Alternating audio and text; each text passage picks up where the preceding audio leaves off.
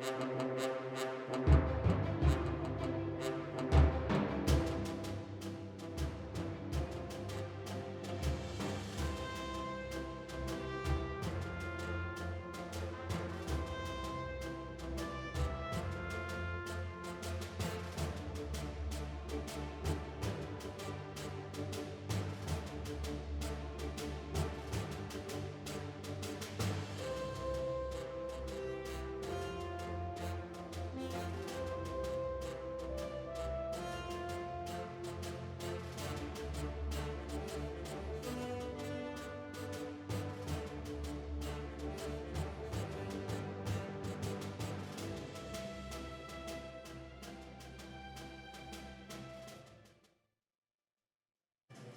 evening and welcome to the March 1st Council meeting. If you'd please stand, Mayor Pro Tem Lucio is going to lead us in the flag salute.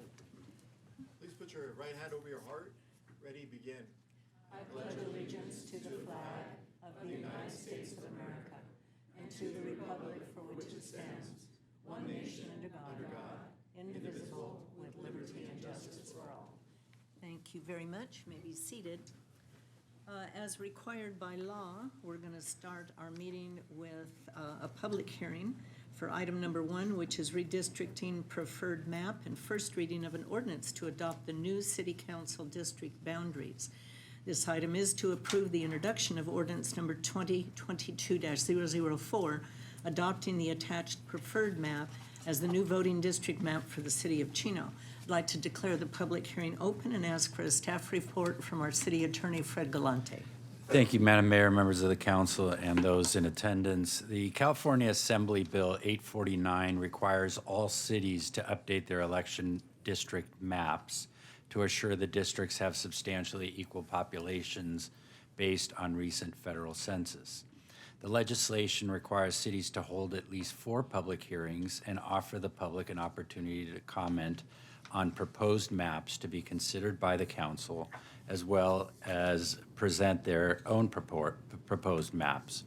To this end, with the hearing this evening, this council will have held a total of 5 public hearings and 2 workshops on proposed maps in compliance with AB 849. The ordinance for the council's consideration this evening adopts the map prepared by the city's consultant, National Demographics Corporation, which had been referenced as map 103 and selected by the council at the February 15th, 2022 public hearing. This preferred map complies with the federal and California Voting Rights Acts by avoiding racial gerrymandering or discrimination in favor or against a political party. The preferred map also complies with all 4 criteria of AB 849, namely the council districts are geographically contiguous. In other words, none of the district maps are dissected by natural or man-made barriers. The maps keep local neighborhoods, or what is called communities of interest, together.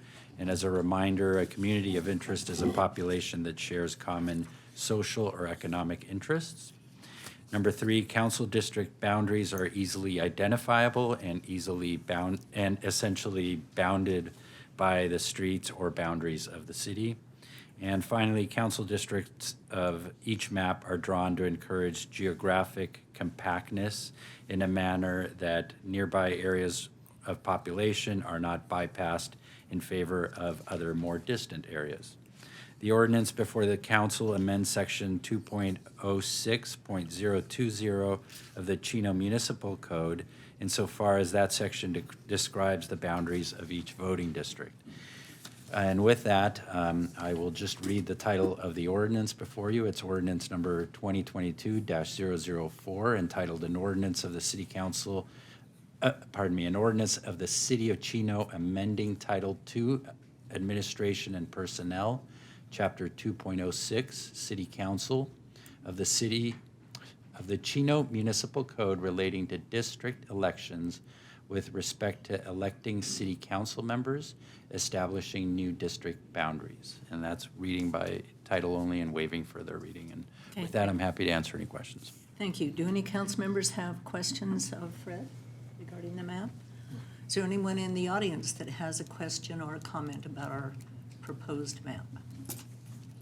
Okay, seeing none, then we will close the public hearing, and I would like to ask for a motion in a second. Okay, there's a motion from Councilman Flores, second from Mayor Pro Tem Lucio. Fred has already read the ordinance by title into the record, and the item then passes unanimously. Do you have to read it again? Nope. Okay, we're going to have a very short recess, and then we'll get started with. Okay, we're back from recess, and our first proclamation is going to be the National Nutrition Month Proclamation of March.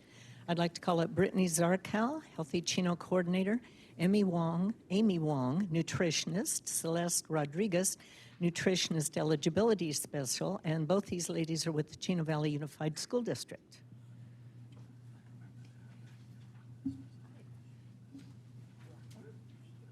And the proclamation reads, whereas, on behalf of the citizens of Chino, I'm pleased to join the Academy of Nutrition and Dietetics, Community Services Department, and Chino Valley Unified School District in an effort to focus attention on the importance of making informed food choices and developing sound eating and physical activity habits. Food is the substance by which life is sustained. The type, quality, and amount of food individuals consume each day plays a vital role in their overall health and physical fitness. And whereas there is a need for continuing nutrition education and wide-scale effort to enhance healthy eating practices, the City of Chino provides nutrition and physical education through Healthy Chino and its Healthy Chino Kids program at SOAR and High Five after-school sites. And whereas the City of Chino offers the environment for the community to grow and harvest fruits and vegetables through the city-operated community garden, the City of Chino supports after-school gardens and discovery workshops, which create an environment for children and adults to learn how to grow fruits and vegetables and understand their nutritional benefits. And whereas the Chino Unified School District participates in the National School Lunch Program that encourages students to eat healthy and complete meals. The choices are hot entree, milk, fruit, and a vegetable. Now, therefore, I, Eunice Emiloa, Mayor of the City of Chino, do hereby proclaim March 2022 as National Nutrition Month in the City of Chino, and encourage all citizens to join the campaign and become concerned about their nutrition and the nutrition of others in hopes of achieving optimum health for both today and tomorrow. Thank you, Mayor Uloa and members of the council. Like you mentioned, my name is Brittany Zarkal. I oversee the Healthy Chino program and the Chino Community Garden, and we do offer several programs that have to do with nutrition and nutrition education, such as our Healthy Chino Kids program, implemented in all of our after-school programs, as well as our camps. And we also have our community garden workshops, teaching families how to grow and use their own food that they've grown in their gardens to enrich their lives. We also have Healthy Family Day, which includes lots of vendors that have to do with nutrition and health-based information and organizations to help families make healthy choices within their life. And we look forward to continuing those programs. Thank you. Hey, my name is Amy Wong. I'm the nutrition supervisor from Nutrition Services. It's such a great honor to be here accepting the proclamation on behalf of our nutrition services team. This pandemic year has brought us a lot of challenges, and we're so grateful to have such a strong and supporting team to break through all the challenges and continue to feed our students and also serve our community. California has approved free school lunch and breakfast for all K-12 students this school year, and it has been confirmed that this will be continued next school year. So our students will continue to have free lunch and free breakfast at our K-12 schools. This month in March is a National Nutrition Month, and next week we're actually celebrating National School Breakfast Week, and we will be featuring new menu items for our breakfast entrees, new fruit items, and also a little surprise giveaway for our students to get them excited to come to school and join us for breakfast and even lunch too. So please have your student to come join us, have fun, and enjoy school meals. Thank you. Hi, I'm Celeste. I brought notes. I'm not as good as Amy. I'm pleased to announce that this summer we partnered with the City of Chino to offer children 18 years and younger free meals at 2 of our local parks. We encourage every household to bring their children to join us for a free lunch at Monte Vista Park and Liberty Park starting on June 6th to July 11th. Thank you. Thank you all for being here. It's a very, very important subject. Good luck with all the meals. Thank you very much.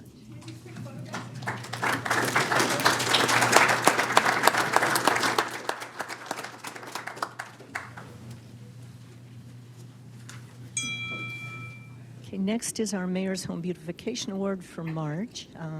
I understand Susan Esguerra is not here, but there's going to be a picture of her beautiful home. It's located at 12341 Muir Court.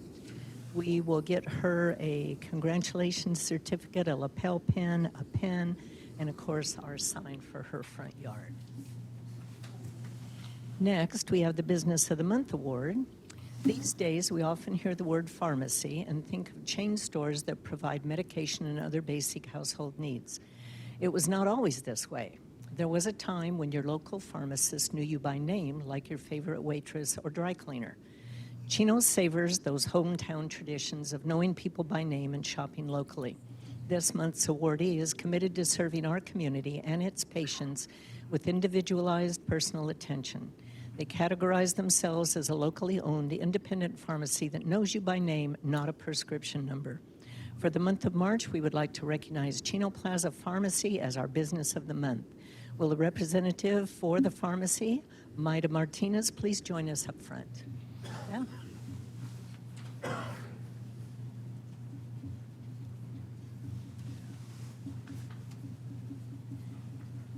Chino Plaza Pharmacy is a community-based business that engages with their patients and delves deeper into increased overall patient care.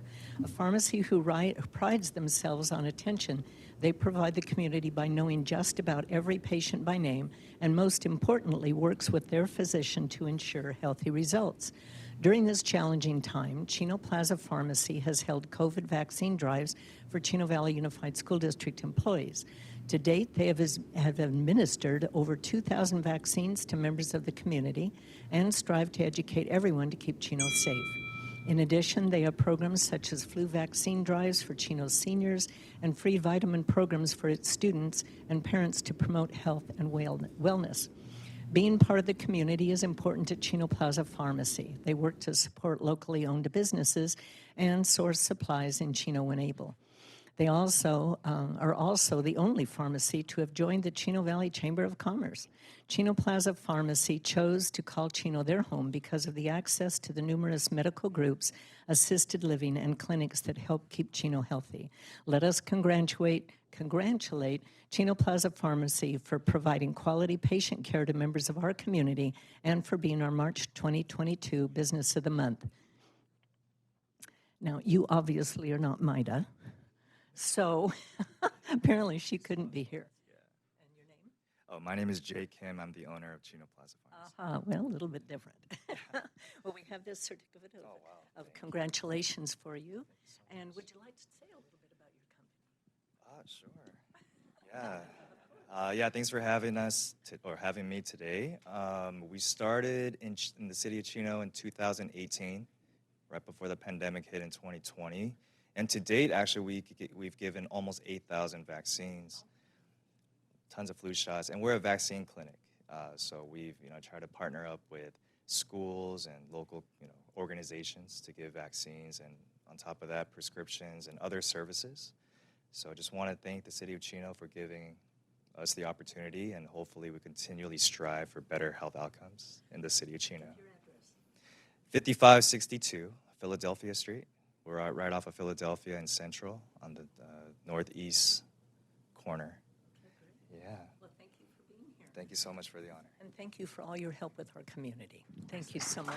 That was really quick. Thank you.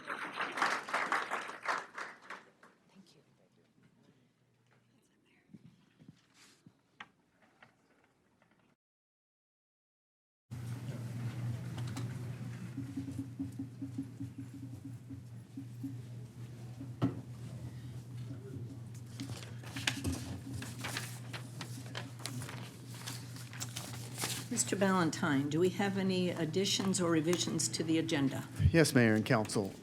Staff is requesting that we do add one item, a closed session, to the agenda. After the agenda was published, we received some information, and we want to brief the council on that subject matter. And with that, I'd turn it over to our city attorney.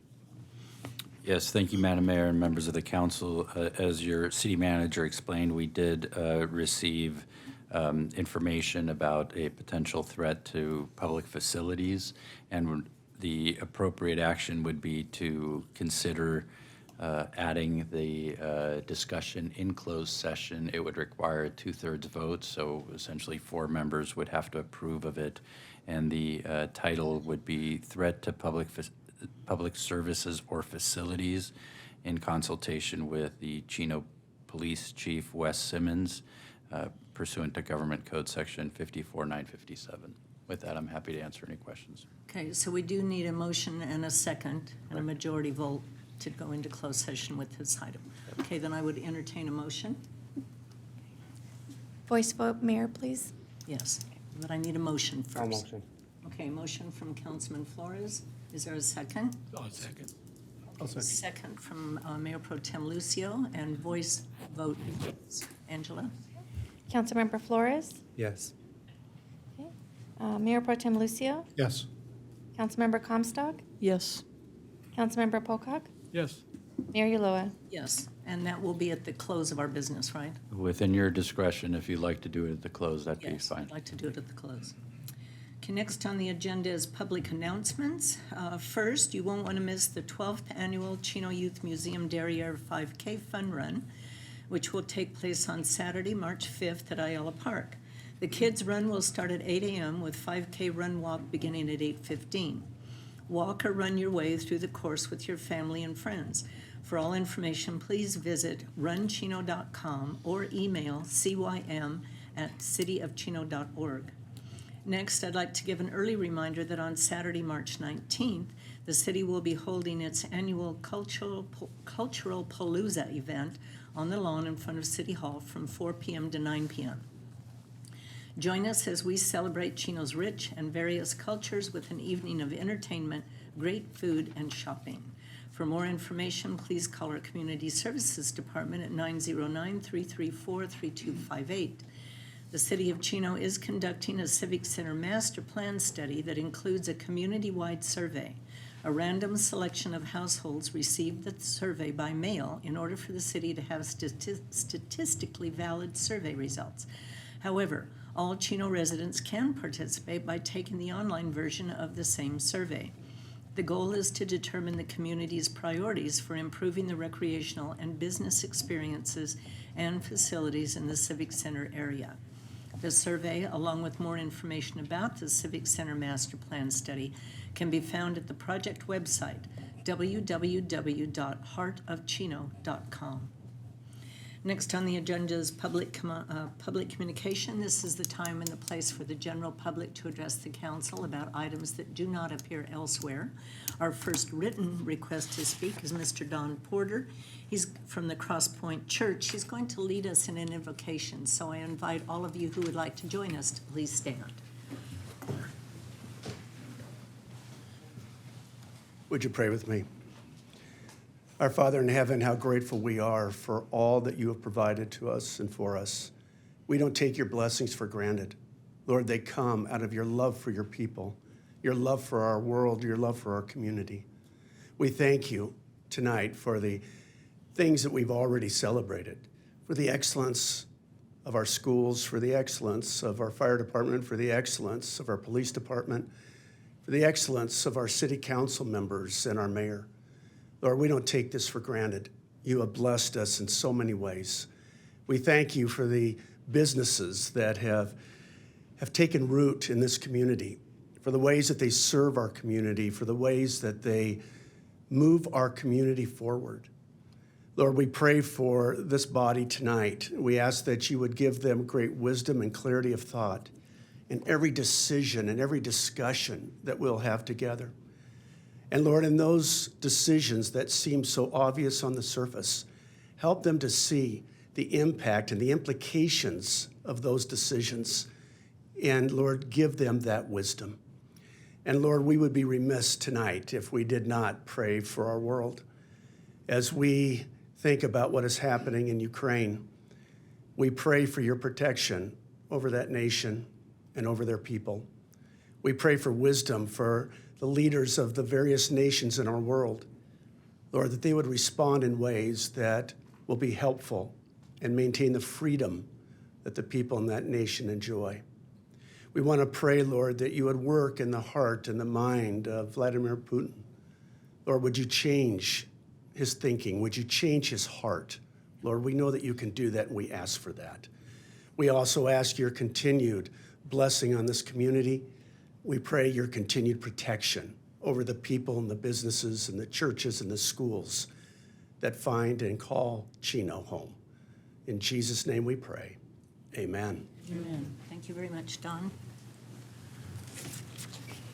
Next request to speak is Melissa Campani from Supervisor Kurt Hagman's office.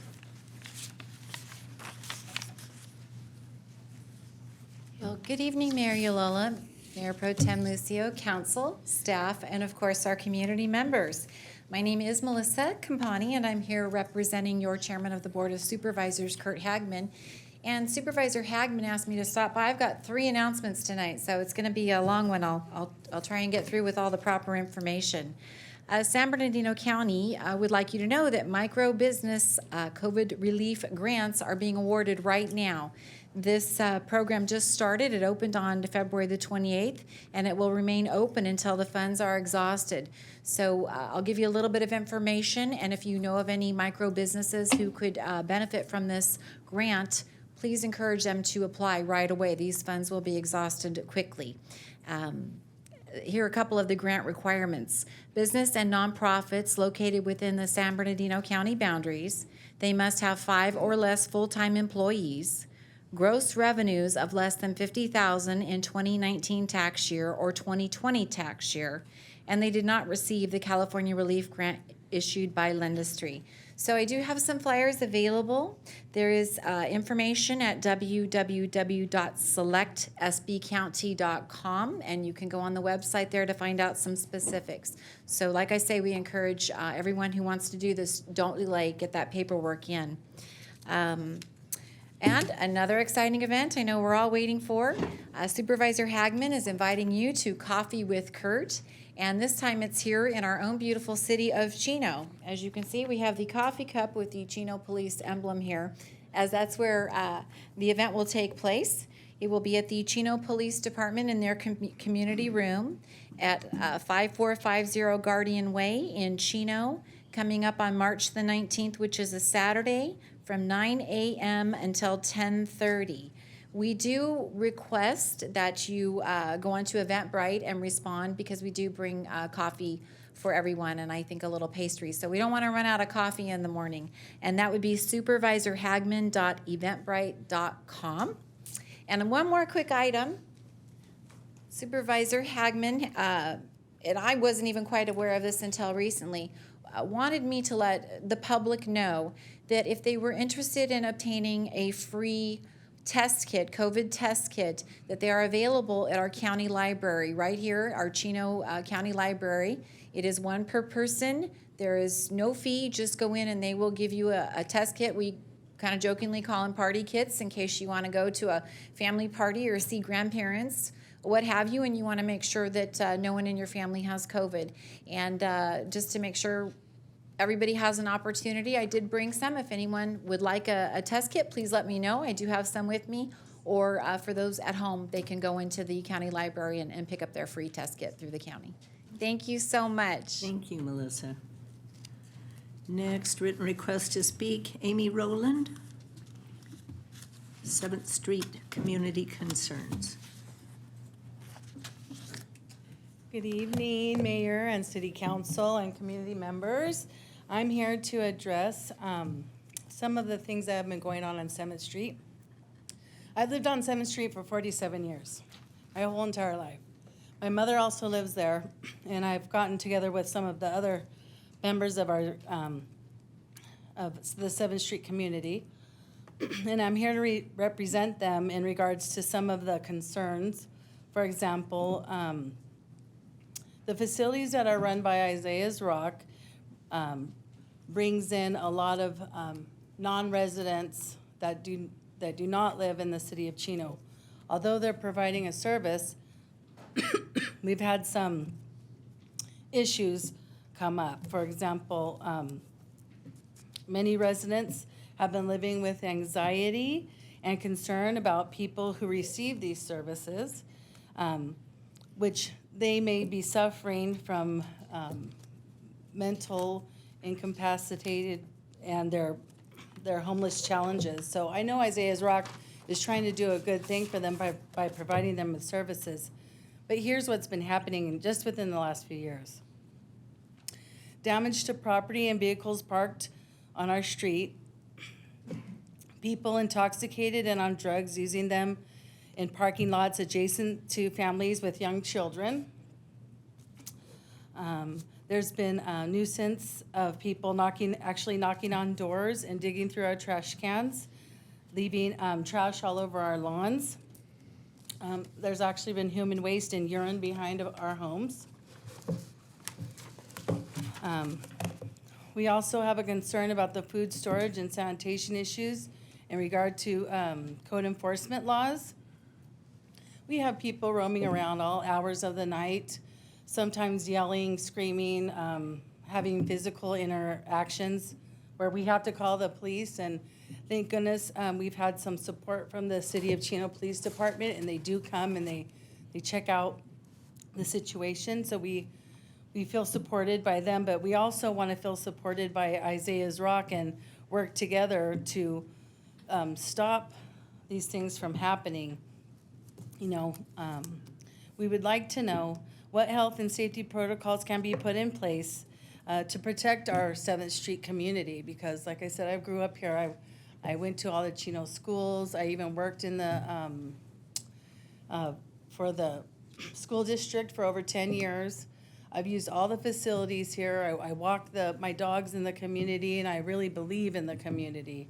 So I would just like to address these concerns and let you know that these things are happening, and we'd love to stay here. We'd love to be a part of the community and work together and make it a safer place. Okay, thank you, Amy. Thank you. Next written request, Fiona Miron.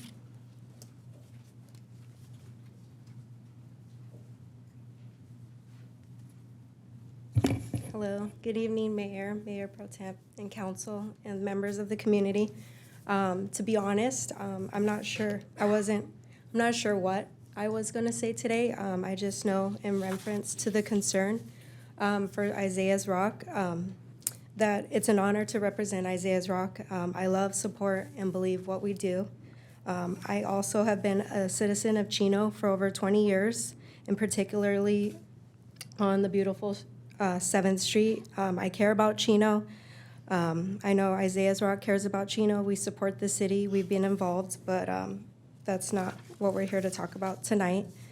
The issue is complaining about individuals who behave in such a manner which we don't tolerate. And I don't think that individuals who come and receive a meal and hygiene blankets or love from Isaiah's Rock is the problem. I think the problem is that the individuals who are doing such crimes or damage, they're on drugs, and that's available to them. And that's an issue which I think is to be addressed by authority higher than ourselves.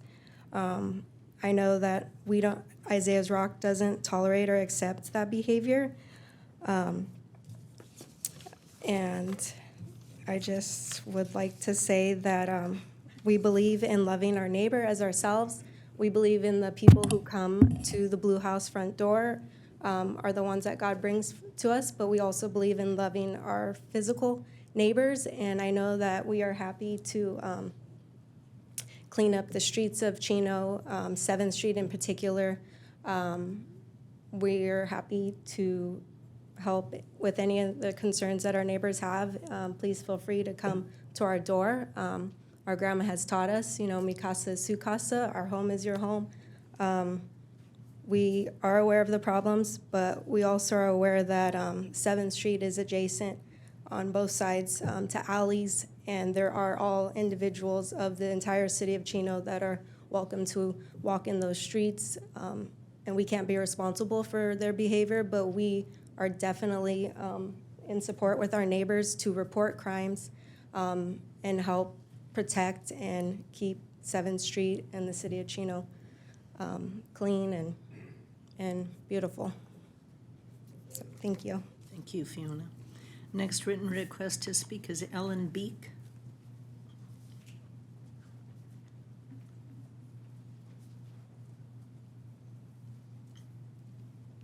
Good evening, Mayor and council members and city manager. I appreciate what our neighbors said. I'm a member of Isaiah's Rock.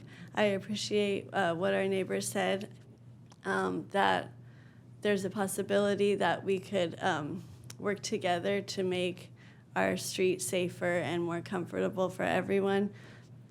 And I look forward to doing that. I was going to suggest that maybe some of our neighbors could come over, and if they don't feel comfortable, maybe like a council member or the mayor would be willing to accompany them so that they can see, the inside of they call it a facility, but it's really our home, and it's Charlene's home, and it's just extended hospitality to people in need, and what we do in the back, and maybe they could meet some of the people that they're afraid of in person. I think a lot of the complaints that I heard at the police meeting was driven by fear, and maybe if they were introduced to some of the individuals that we serve, and they could tell them again they're not going to tolerate that behavior, and they're going to call the police on those individuals. They could tell them to their face. Maybe that would make them feel less afraid. And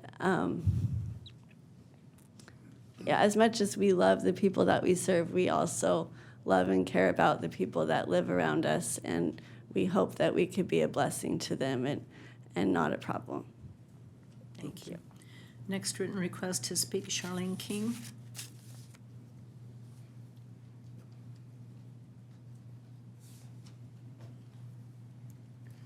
Mayor, City Council, City Manager Matt Valentine. I think I said at the police meeting the other night all that really is to be said. I apologize for the problems that a couple of people have caused. Both of these people are Chino citizens. Their parents live in Chino. They have no, one of the people we're talking about, they did take them out of the city. They did place them in a rehab. I think after, 6 weeks, I don't know the exact time, he left on his own. I never saw him, communicated with him during that time, had nothing to do with him. And he still came back to 7th Street, so not by personal invitation. One of the things that we have now more than ever is mentally ill people. And mental illness and drugs do not mix. And so for me, some of the drugs are the problem. I don't know. I go around all day long, no drugs around here. But I would like to invite the people that are hurt or offended or want something done to come for a cup of coffee and have a meeting and talk about it, or talk here at City Hall about what we could do. And I think they should meet the couple of people in particular. One is Julie and another one is Joseph.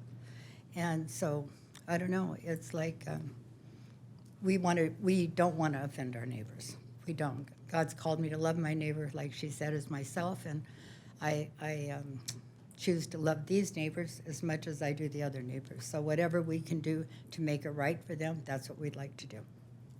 Okay, thank you. Thank you. Those are the only written requests that I have to speak. Is there anyone in the audience that has not written a request that would like to come up and address the council? Okay, seeing none. Chris and I did meet this afternoon with Police Chief Wes Simmons and Captain Menson as well as Director of Community Development and Community Services, and Matt Valentine. And we had quite a discussion about this whole issue. Wes, would you come up, please, and kind of summarize some of the things that we talked about?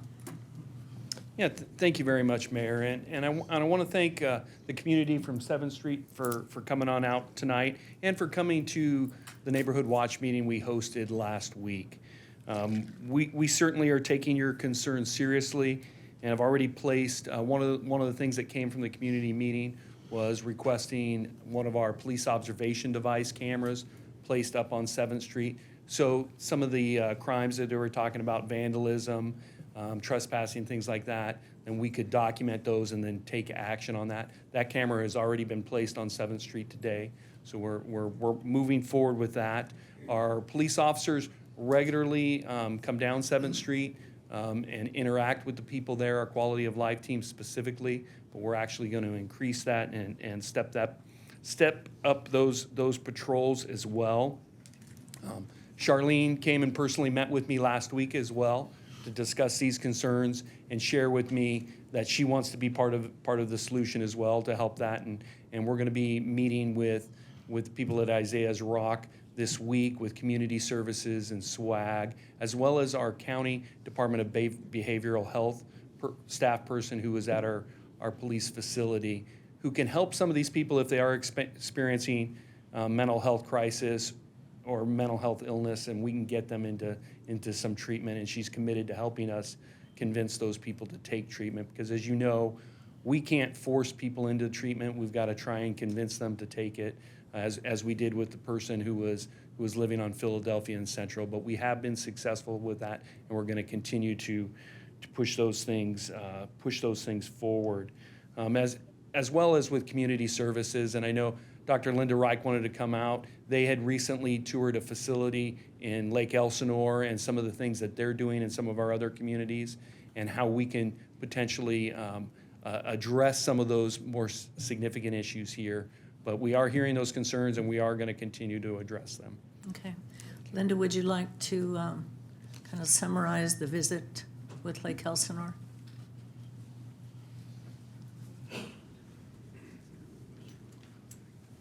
Yes, thank you, Madam Mayor, members of the council.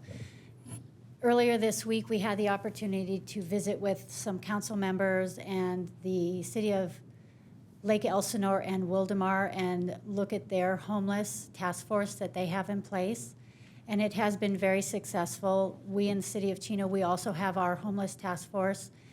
They are about 2 years ahead of us, and the one component that they have added to their program is some transitional housing to help to find locations for our homeless or unsheltered population to have a place to go while we work on getting them into either an alcohol and drug treatment program or get their mental health stabilized so we can get them into long-term housing.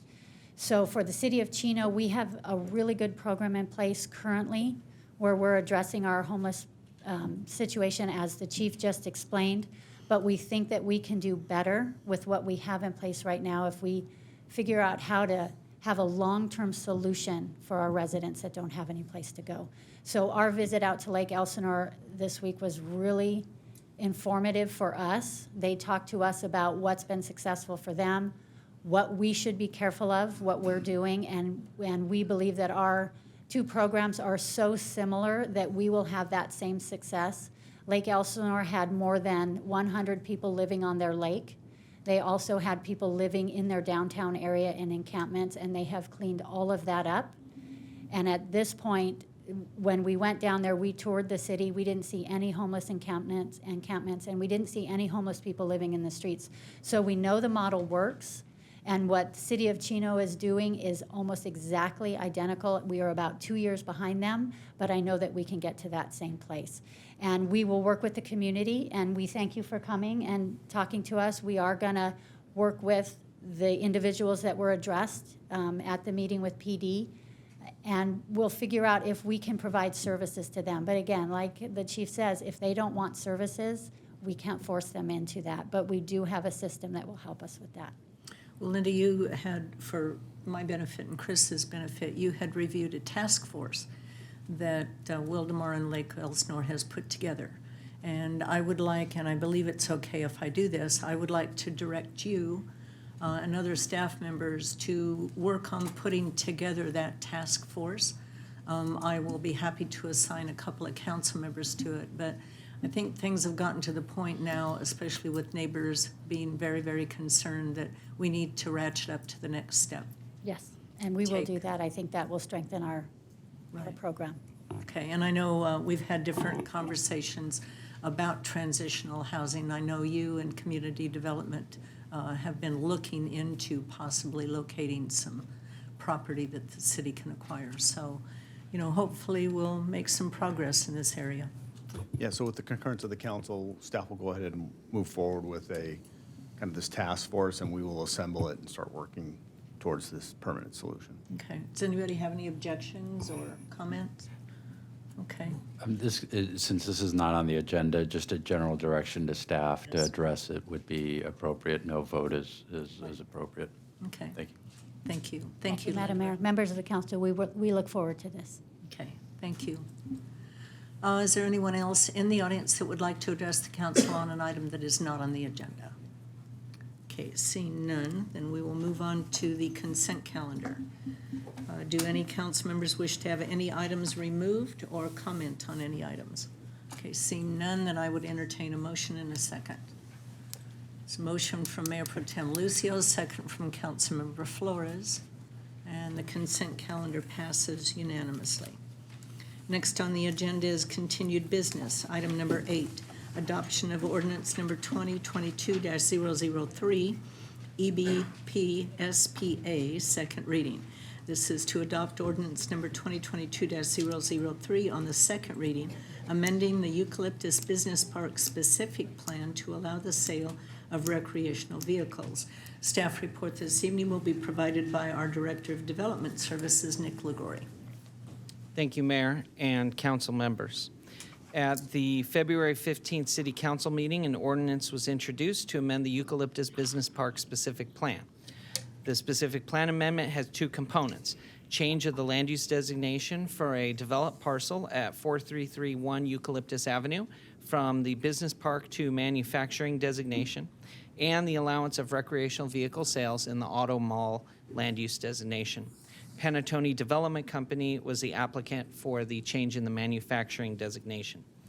After council discussion regarding the suitability of the land use changes, direction was given to staff to return with an ordinance that only included the recreation vehicle sales component. That ordinance is before the council tonight.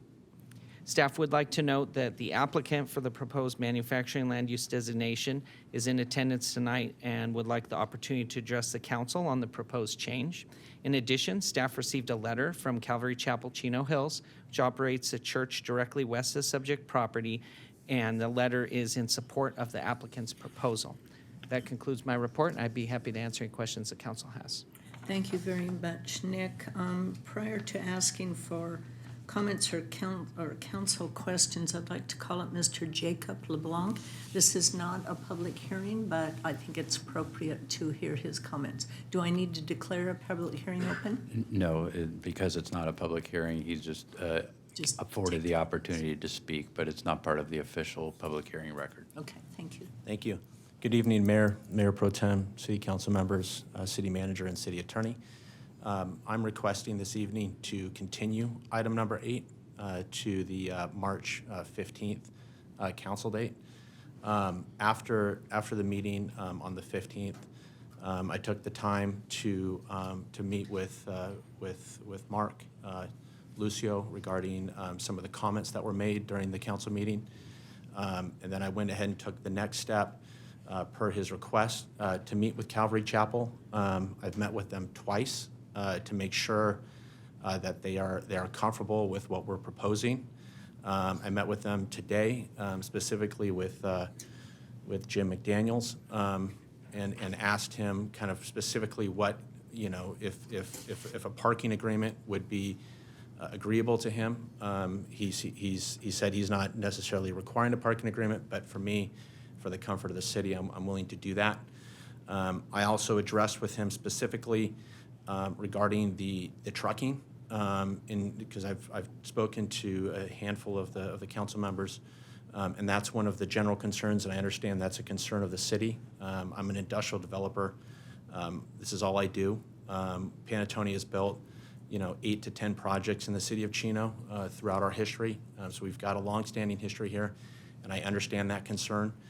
When I addressed it direct with Jim McDaniels to make sure that none of his members or any of the any of the staff has any issues or has had any issues, he said he has zero concerns.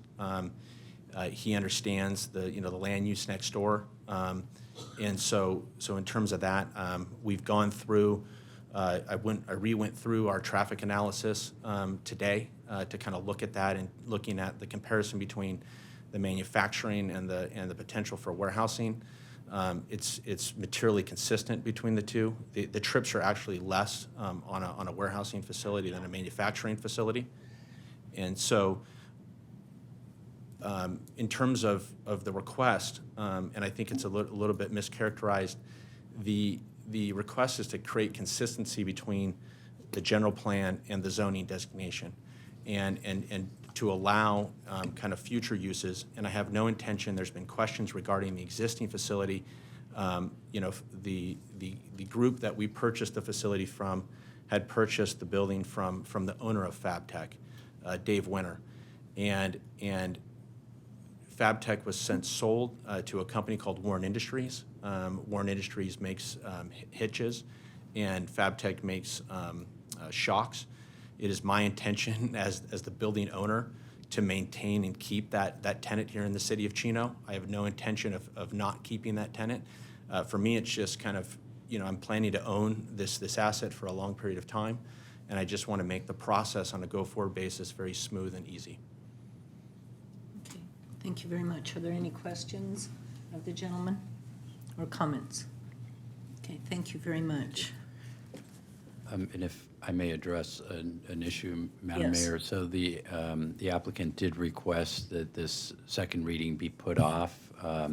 Any rescheduled consideration of the first reading of the ordinance would require renoticing the public hearing. So should the council be amenable to the applicant's request to hold off the second reading and reschedule the first reading, the direction to staff should be to renotice the public hearing for whatever meeting that I believe the applicant asked for March 15th, but whether that can be accommodated is a question.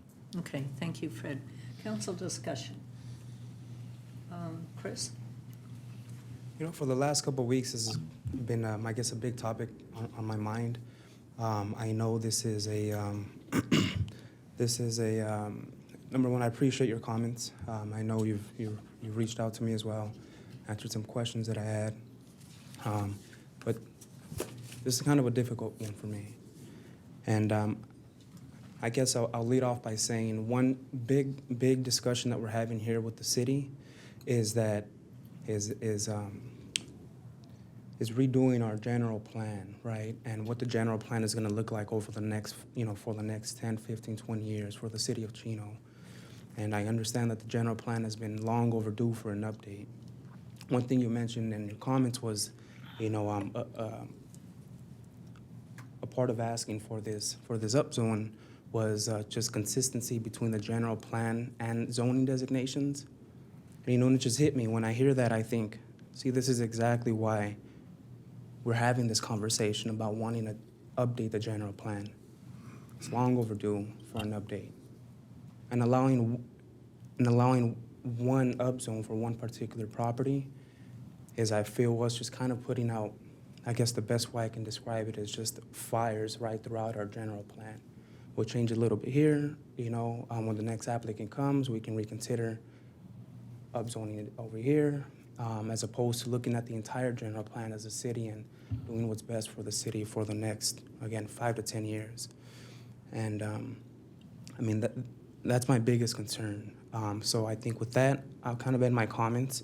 I'm not sure if council was asking me to provide whether I want to continue this hearing or not. But if Mayor, if you ask for that from me, I'll let you know what my opinions are. But again, that decision, I guess I'll kind of save towards the end. Okay, thank you. Mark? No comment? Karen? Jake, I want to thank you for calling me last night and speaking to me about this subject. We had a really robust conversation last night. I just want to say that I also echo some of Councilmember Flores' comments this evening, not some of them, but the majority of them, I would say. I agree that it's time for us to take a comprehensive look, a holistic look at our general plan moving forward. And one of the things I explained to Jake last night during our phone conversation is this is something we've done with not just our residential properties or parcels, but also now we're starting to see that with some of our commercial properties. And I do share some of the same concerns that have already been echoed here tonight, so I don't think I need to repeat those. But that concludes my comments, Mayor. Thank you. Walt? Well, we could change the zoning to match the general plan now, or we could wait till we change the general plan, but we're going to end up at the same place. So I'm thinking I'm okay with changing it now to match the zoning and going forward. Okay, that brings us down to, I either entertain a motion and a second to adopt the current recommendation, which is the second reading, or a motion and a second to send it back to start all over again with the first reading and grant the speaker the zone change that he would like. So entertain a motion and a second on an action. What was it again?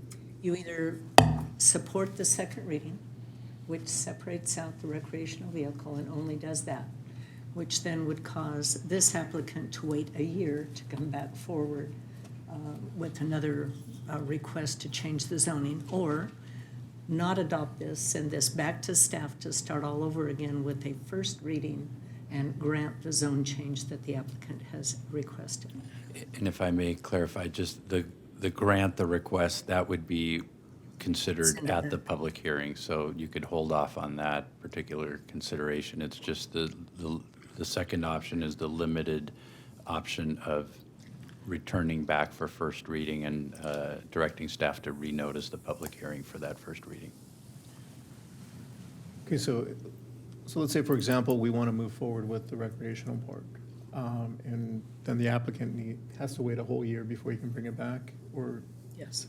If you adopt the second reading of this ordinance, you're in essence denying the applicant's application, and you have a municipal code section. It is section 20.23.030 that says any application that is denied, an applicant would have to wait a year before they can make either the same or a substantially similar application.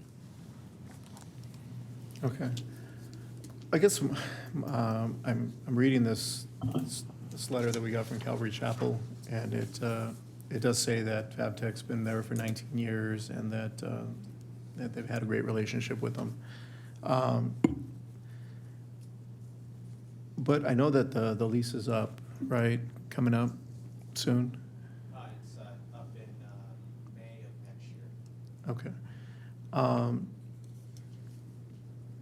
So that's my only, when we change the zoning, we don't necessarily know if they're going to actually renew their lease, right? They may not renew their lease.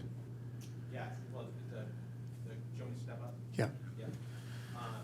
So the company, so FabTech was purchased, like I was saying, by a company called Warren Industries. Right. And they're owned by another company, which is a publicly traded company called LKQ. LKQ has a bunch of facilities. Now, the only reason, I mean, they're pretty entrenched in that facility. And so, I don't know if you've ever been in it, but it's, they've got about, 30,000 square feet where they are welding, kind of fabricating the shocks. And then they've got a lift, kind of a couple lifts in there, and then about 60 to 65,000 square feet of warehousing, with about 10,000 square feet of office. And so I'm assuming that they're going to want to stay. I'm not sure, to be quite frank, whether, if for us to, that building, the way it's set up, it has 9 dock doors. It's not a heavy distribution type building like you see across the street. It's got 10,000 square feet of office, which is going to lend for like an owner user type use for that facility. So I'm not sure, right? My understanding I mean, in looking at it, I'm assuming that they're going to want to stay. And so, but there's nothing that I've gotten from them, you know, because we're not in that renewal window yet. And the timing of this is not coinciding with that. It's just the way that it worked out. We've been processing it, and it takes a while to get the, get the zone change prepared. And that was something that I was going to do when I was going to close. To answer your question, I'm not sure. But I can tell you that I'm going to do everything I can to renew them, because they're set up and that's their facility. I was out there today. They had, they've got quite a bit of employees. There's a lot of cars in the parking lot. So I'm assuming that even if with all the kind of transition with folks, moving to lower cost places, it's going to be pretty tough to for a company like that to move those people. But I can't control, what happens. I can only control what I can try to do, which my goal is to renew them. And, I don't think that, the rate for the renewal, and it's all going to be pretty consistent, right? And so I'm not, once again, my intention is to keep them.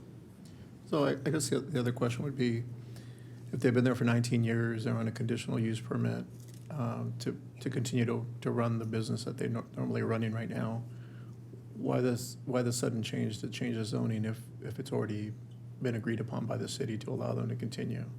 Well, my goal is, I'm a young guy. I'm going to own this building for a long time, and so when I looked at the zoning was it was confusing to me, and so when I own an asset, I want to try to make sure that ultimately that building, what it's going to be used for, I want to make sure that I've got the approved uses, and so it's just more. If you know me, I'm a perfectionist, right? I want to try to make sure that if I'm not there, whoever's going to the counter, that it's a very, very clean, simple decision. It's not confusing. And the way that it's set up right now, that business park zoning, when you look at all of the zoning within the area, in the industrial, it's inconsistent. And so it's really misplaced. And so I've built 25 million square feet of this stuff, and I really, really understand it. When I looked at it, I said it's confusing. I should get this cleaned up. And that's really the purpose of it. Okay. So all the buildings surrounding it, are they zoned industrial or are they zoned business parks? They're zoned, so to the right across from the church, that's light industrial. Right to the right of that, which is kind of directly across from this facility, is general industrial. And then to the right of that, it's zoned M2, and to the right of the facility itself, it's zoned manufacturing. Now, the manufacturing permits the warehouse and distribution. This business park zoning, the only other business park zoning that exists that I looked at was over on Central, right? Smaller product, grade level doors, non-dock doors. It's for that type of stuff, right? So, it's misplaced within this general area, and it's kind of very localized within the city. And typically if we were doing the development back 19 years ago, I would have made it consistent with the balance of it. But since it was a build-to-suit, I know the fellow that built the facility for them. It was his first time doing it, and so I think it was just what happened 19, 20 years ago. And so I'm just trying to clean that up to make it easy on a go-forward basis. I think the ultimate use of the facility is going to be the same, right? But it just from a zoning perspective and from a ease of operation, that's why I'm here today. Any other comments? Yes, Mayor. I don't know that I disagree that it's mislabeled or miszoned. I think that there was probably some strategy in zoning it that way with the other compatibility across the street because of the large church that's next to it and a couple of large churches that are just to the south of it.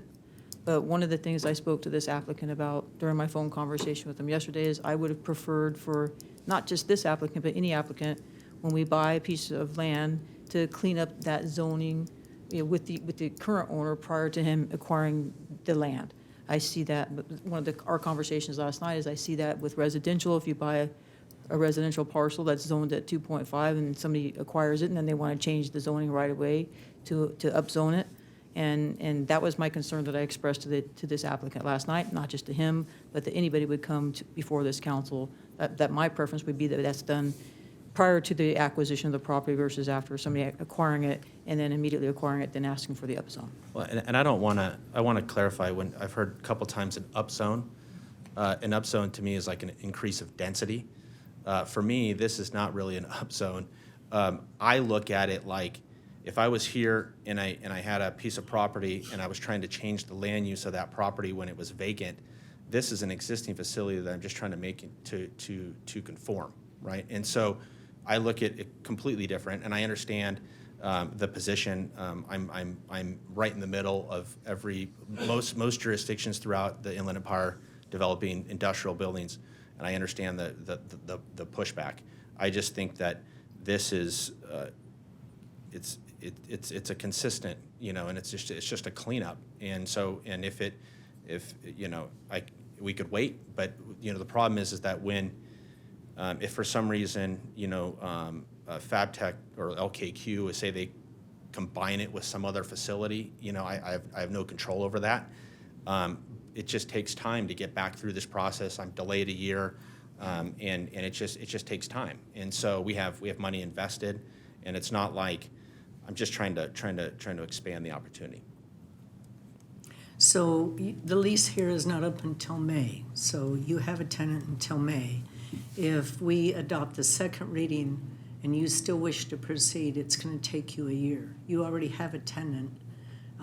This is an administrative change to make it easier and more consistent, but it doesn't change the use of the building per se, correct? In the short run, correct. So if it doesn't sound like it's going to harm you, cause you any physical harm or financial harm if it isn't done tonight. It'll delay you a year, but you have a tenant already, maybe a little inconvenience because you have to come back, but it isn't like we're putting you out of business or costing you a whole bunch of money. Is that correct? Yeah, I mean, yes, that's correct, right? And the purpose is it's not like to get to this point, it takes us 6 months to do that, so it's not a quick, and there's quite a bit of money that's spent to do that. And so that's the only reason why, if I'm here and it makes sense, why not do it? Okay, then it seems appropriate to either adopt the second reading or send it back to the staff. What is council's decision? Yeah, I'll make a motion to adopt the second reading. Okay, there's a motion to adopt the second reading. Is there a second? Okay, with that. I'll make the second, Mayor. Okay, there's a second. Then Angela, can you put up the? Okay, there's a motion from Councilman Flores, second from Councilperson Comstock. Okay, please vote.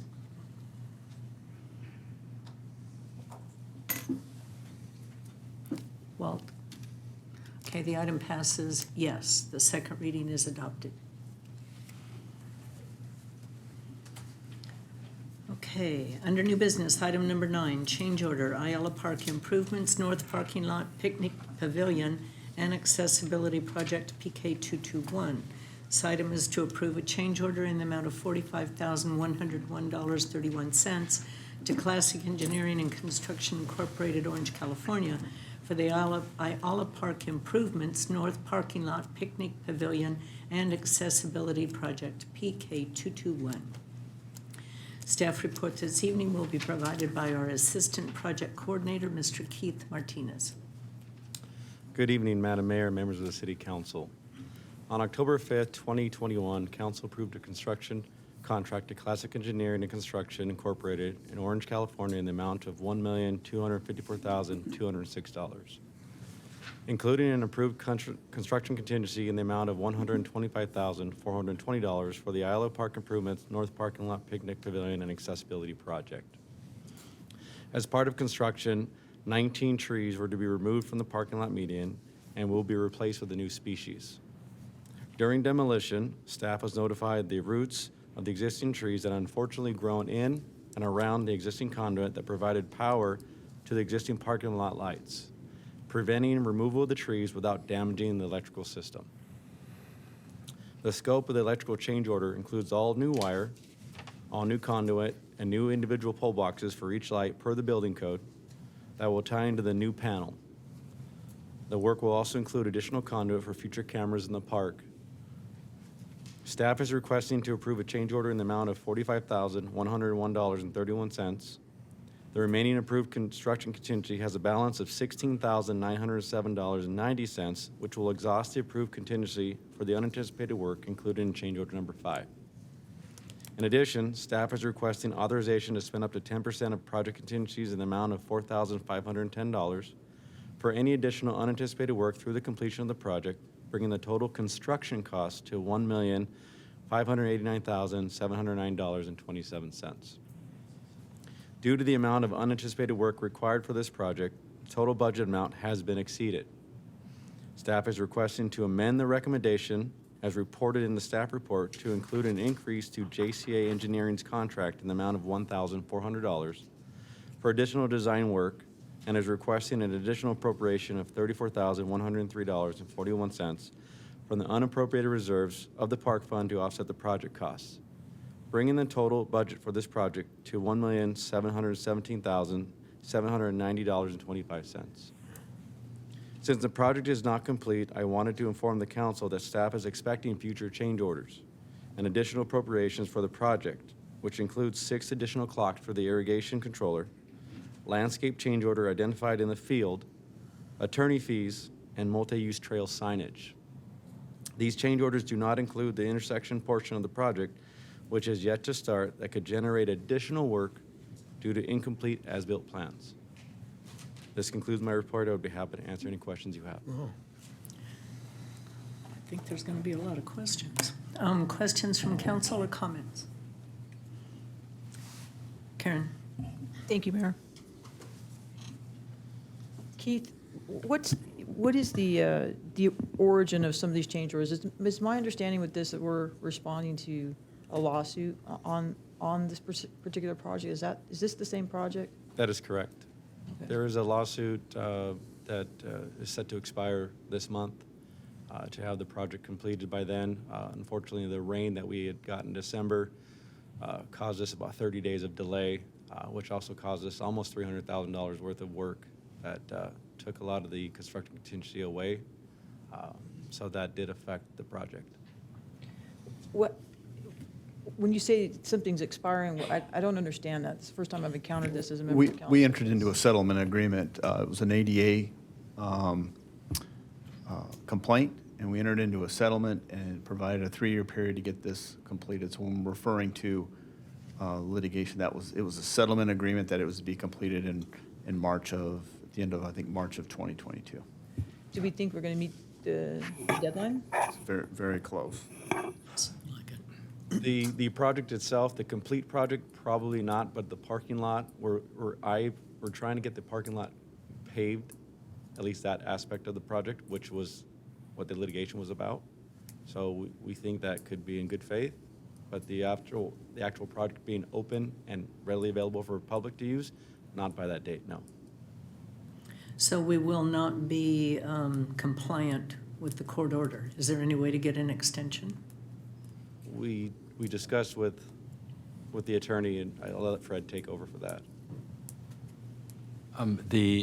I believe because we're focused on the actual park, the improvements that were the subject of that settlement, it wasn't a court order, it was a settlement, then the hope, I understand, I don't know if you actually spoke with the litigator in my office, but I believe that could be accomplished.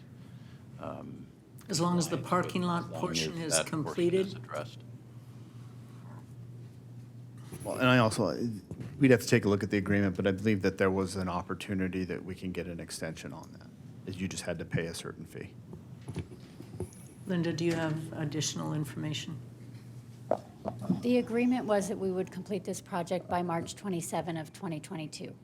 We do believe that we can get the parking lot itself complete, but part of this project includes cleaning up the intersection at 12th Street and Connie Yankee Way, because we're adding walkways that will take a pedestrian out to Edison Avenue, which will match up with the Edison widening project. So that part is next. So once we get the parking lot complete, we're going to close down that intersection, which won't allow traffic into the parking lot, but the parking lot will be complete, we believe, if everything goes okay and we get the product that we need. If we don't meet the March 27th deadline, there's a $15,000 penalty that the city will have to pay. So we have talked with Fred's office, and as we get closer, their recommendation is if we're not going to make that date, then we will reach out to the party. So that kind of sums up where we're at with this project. Okay, so that'll cost us another $15,000 in addition to all the change orders. That's correct. Now, is there a reason why we didn't start this project earlier so that we wouldn't run right up against the deadline? We started this project as quickly as we could assess what needed to be done, get the plans in place, go out to bid with our staff in place. But it sounds like from what the report that Keith gave, we didn't even get a full estimate on what the project is going to be, right? Because Keith, you said that we still have additional work that we don't have the details on yet? I'm paraphrasing it. No, that is correct. We have some landscape changes that were changed out in the field that we're waiting on a cost for. And we know that we have to do some appropriation for the budget for items that are not related to the construction project. It's the actual signage that we're purchasing and having installed, and then some upgrades that we're doing that is not related to the actual contractor himself.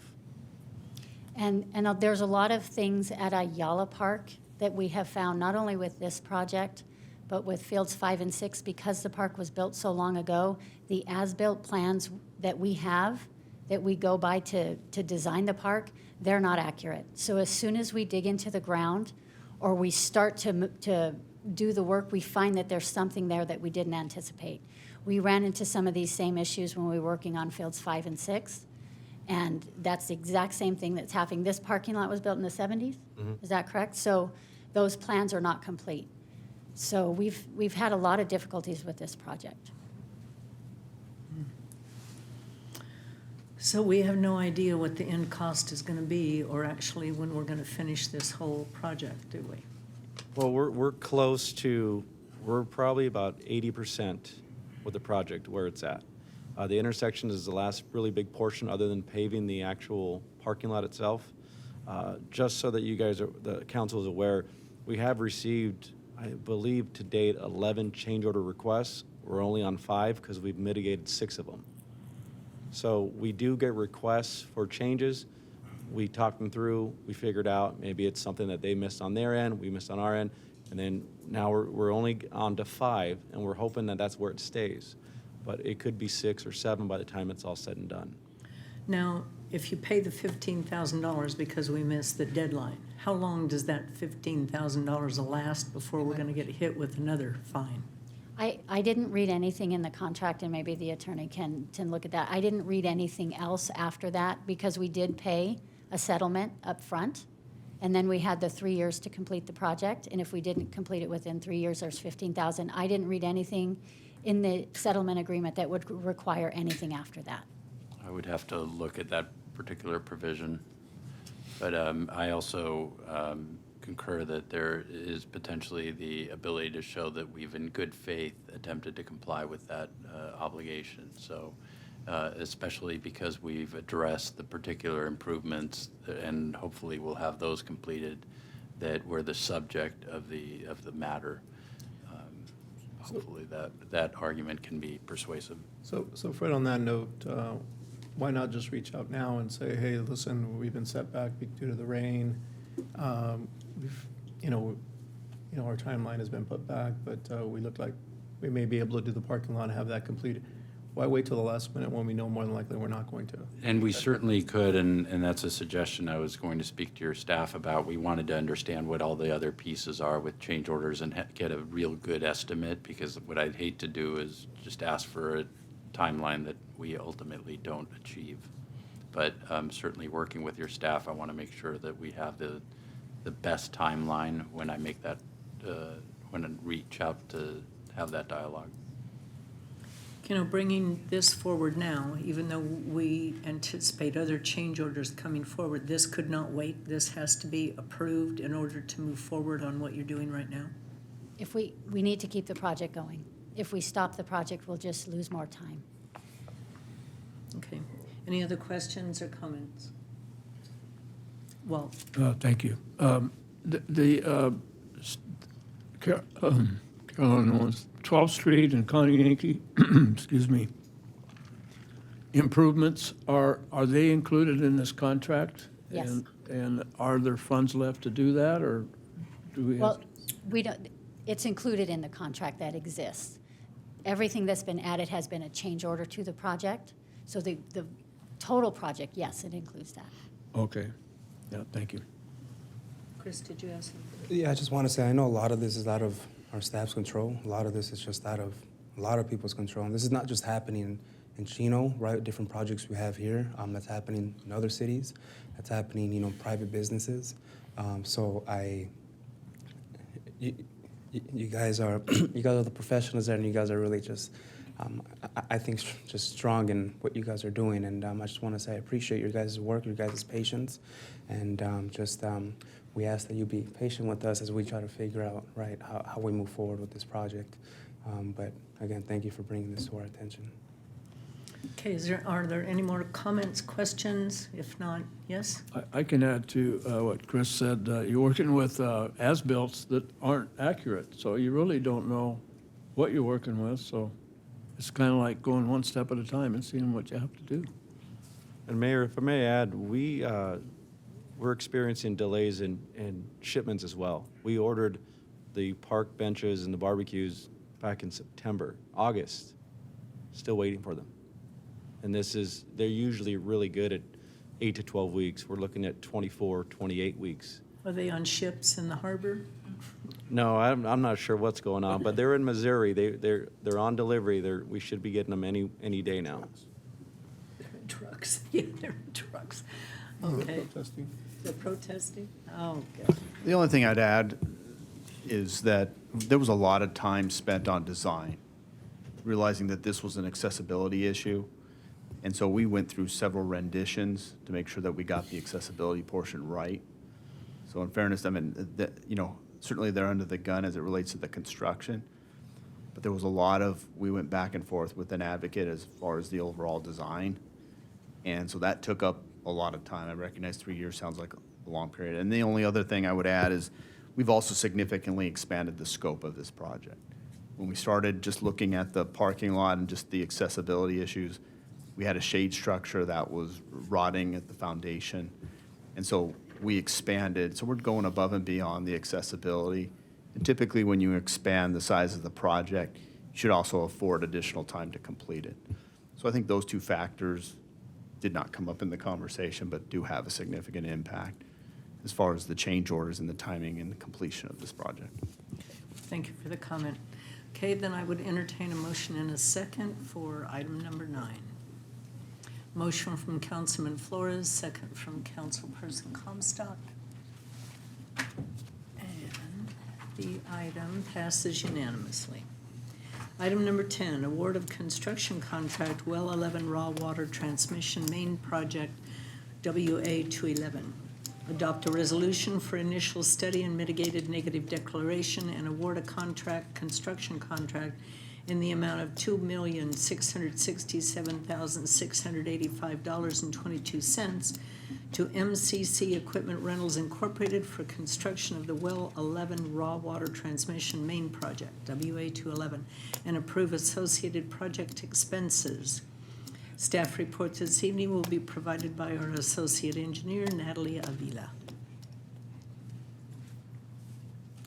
Good evening, Madam Mayor, members of the City Council, and members of the audience. The city owns and operates 15 groundwater wells. However, only 6 remain currently active. Well number 11 has been out of service since January 1st, 2018, due to concentrations of 123 TCP. The well's maximum contaminant level exceeds 5 parts per trillion established by the state's Division of Drinking Water Regulations, which took effect that year. Staff investigated various options to bring Well 11 back into service, including building a treatment facility at the well site or purchasing property nearby the well, or to convey the flow to one of the existing treatment facilities. A feasibility study was prepared and supported the design alternate to construct a raw water transmission pipeline from Well 11 to the city's East Side Water Treatment Facility, which created a more centralized location in the water system's treatment. The timing of this project is also aligned with the completion of the East Side Water Treatment Facility Phase 3 expansion project to treat an additional 3,500 gallons per minute. On January 8, 2022, the notice of inviting bids was published on Planet Bids. Staff received 15 bids in response to the solicitation. MCC Equipment Rentals, who is properly licensed, was determined to be the lowest responsive and responsible bidder. 2 bid schedules were included in the solicitation, with the base bid schedule listing all the required work and the additive bid schedule listing an item to fully slurry seal the streets after they had been impacted by the construction. Staff is recommending that the city accept the additive bid item to slurry seal the entire width of the asphalt pavement outside of the trench limits and move forward with the award of a contract to MCC Equipment Rentals in an amount of $2,667,685.22. In addition, staff recommends that the City Council authorize the city manager to approve change orders in scope up to 10% of the construction contract, bringing the total potential amount not to exceed $2,934,453.74. That concludes my presentation, and I am happy to answer any questions that you may have. Thank you, Natalie. Prior to questions, I'd like to ask if there's anyone in the audience that has any questions of the council. Okay, seeing none, council comments or questions? Okay, then I would entertain a motion in a second. Motion from Councilperson Comstock, second from Mayor Pro Tem Lucio. Walt? Oh. Item passes unanimously. Next item on the agenda is mayor and council reports. So, let's see, I printed mine out, forgot it at home. So let's see, on Wednesday, February 16th, I attended the mayor's prayer breakfast. That was very well attended. That afternoon, we had a council retreat with our executive management team that I thought was a very valuable meeting. And I'm hoping that we have another one then in April.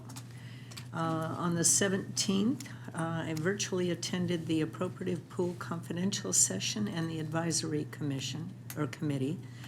And then Councilman Pocock and I were able to tour some of the fire station facilities, which was very interesting. Hadn't been in those for a number of years, so it was interesting to see them again. On Friday the 18th, I met with several representatives from a church organization called Potter's Wheel to discuss a new church home for them. They've purchased a building and are renovating it. On Tuesday the 22nd, we had our State of the City address at the Plains of Fame facility, and it turned out really nice. We had over 300 people there. I want to congratulate and thank staff for doing such a fantastic job. I think it turned out really well. And it was a good location, something different. Then on Wednesday, the 23rd, I was able to attend an hour or so of Student Government Day. Several other council members, and I'm sure they're going to give a report, were able to shadow the students and help them with the mock council meeting. On Thursday, the 24th, Matt Ballantyne, City Manager Ballantyne, and I attended the West End Mayor's meeting in Ontario, where homeless issues were discussed and what some alternatives are that some other communities are doing in our local area. And then that afternoon, Mayor Pro Tem Lucio and I and some of our staff members met with Congresswoman Norma Torres out at the location that we hope eventually will be the Pine Avenue 71 Freeway exit and entrance. Hopefully we'll get there someday. It's been a long time. We're hoping that she's going to be able to identify some federal funding so we can finally get that project done. And then, let's see what else. Today, Councilmember Flores and I had a meeting with Chief Simmons and Captain Menson, as I mentioned before, and Linda Reich and Nick Ligori, as well as City Manager Ballantyne, to talk about the homeless issues and some of the 7th Street neighborhood issues that are going on and some possible help and forming maybe a task force that we can get something done in our area, help with the ongoing issues that we're suffering with as well as a lot of other communities. So I'm really hopeful that that's going to be resolved. And that's all I have this evening. So Mayor Pro Tem Lucio. Yes, on February 16th, I attended the Mayor's Prayer Breakfast. It was my first time in a couple months, but it was always a good turnout. February 16th, I also attended the Council EMT retreat. I wish we would have started earlier. Unfortunately, I had to leave at a certain time. I think we were only scheduled till 4, but I think we ended up staying. I tried to stay as long as I could, but if we would have started earlier, I think it would have probably been better because we would have been able to have more time to discuss more things. On February 17th, I did the fire tour with the chief, and that was my first time in the firehouses. Obviously, you can tell the new ones from the old ones. Hopefully, we can get some funds from the county to help renovate the much-needed renovations that are required, or new facility up north, because the fire station up north off of what is that? Ramona. That's definitely outdated, and although the guys seem to enjoy the CrossFit gym outside, I'm sure they would probably like something better on the inside, but unfortunately it's not big enough for that. But hopefully we can get together with the county, since they provide quite a bit of service up in the unincorporated areas, that maybe they could pitch in and get you guys some sort of facility that's much nicer than what you have currently. On the 22nd, I did meet with Jacob Blanc regarding the zoning change of his building. We did have a discussion about it. Some of the things that we talked about was obviously the Calvary Chapel, the impacts to Calvary Chapel. Unfortunately, it was, he has to wait a whole year before it comes back. But I think the council, we weighed in. I don't think he's gonna, I think his lease is up sometime in May, and, if he comes back in a couple of months, or March of next year, I think he would still be able to do a zoning change if that's something that's required, if for some reason his tenant decided to leave. February 22nd, I also attended the State of the City at the Plains of Fame, and I will say that was a great turnout. There was over 300 people there.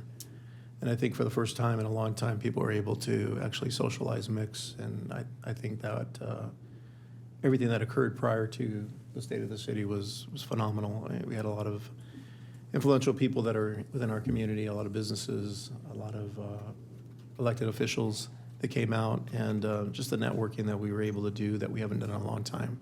That's also been much needed, I think was good.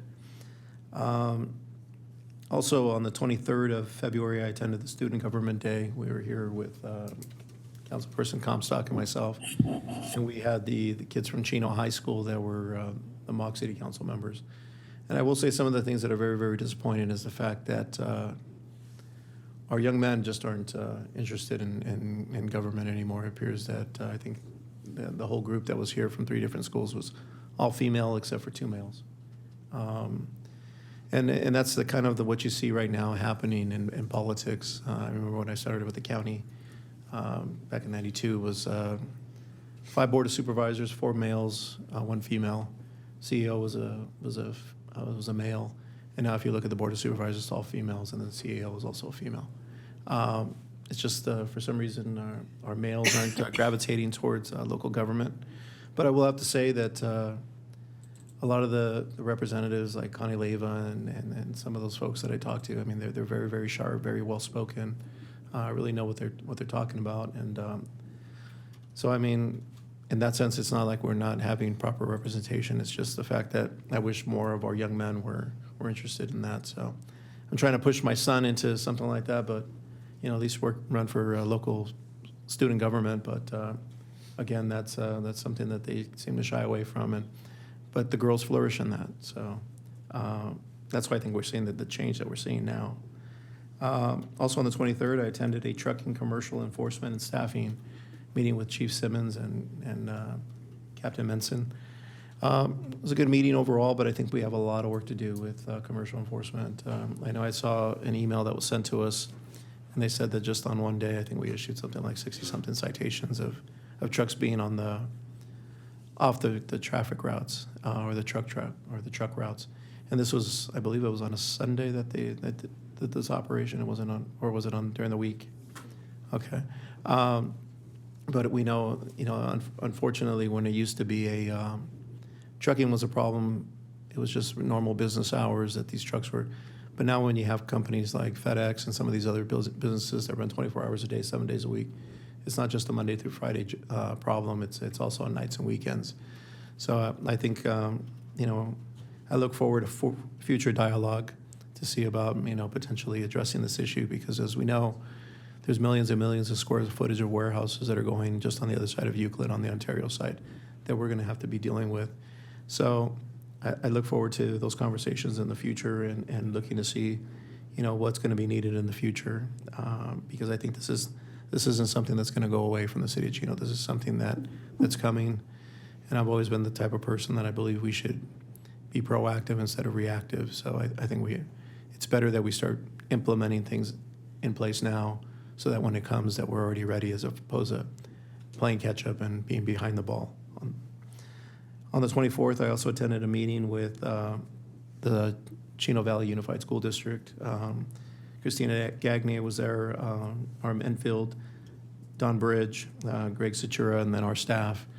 Some of the good things that came out of that meeting was, if all things go as planned with the Lewis, the second school in the preserve, they anticipate that will be opening the school year 2024-2025 in August. So that they say they already have plans that are approved by the state for the school, and all they need is just to finalize the purchase with Lewis, which they're hoping to do in the next month or so, and then be able to move forward with the second school, which we all know is much needed in the preserve.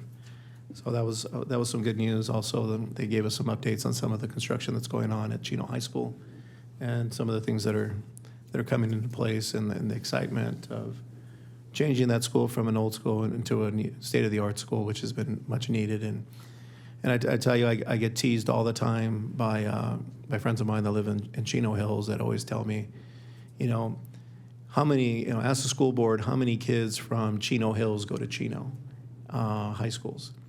Well, I hope with the change of this high school that they start they ask me that and I can respond back, because I really hate to see our kids going over to Chino Hills high schools when we have the ability to send them here. So I like what's going on. I like the vision that they have there at Chino High School, and I'm hoping that it does come to fruition and that it is a magnet school, and that we can respond back and say there's a lot of your kids that come to our schools.